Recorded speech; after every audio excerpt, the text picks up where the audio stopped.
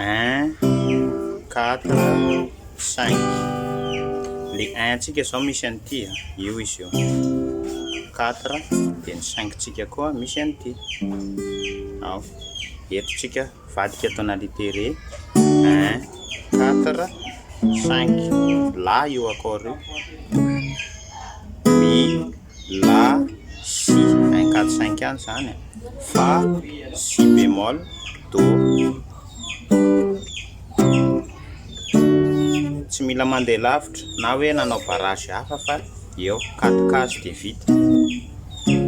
ao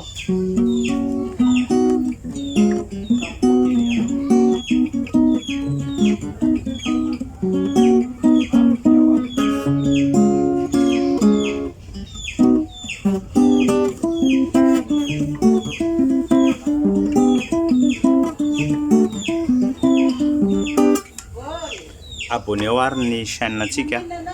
dia ataovy izay ny vidéo fa be dia be ny zavatra ho zaraina ato raha ohatra tsika mi-encourager anay. Merci.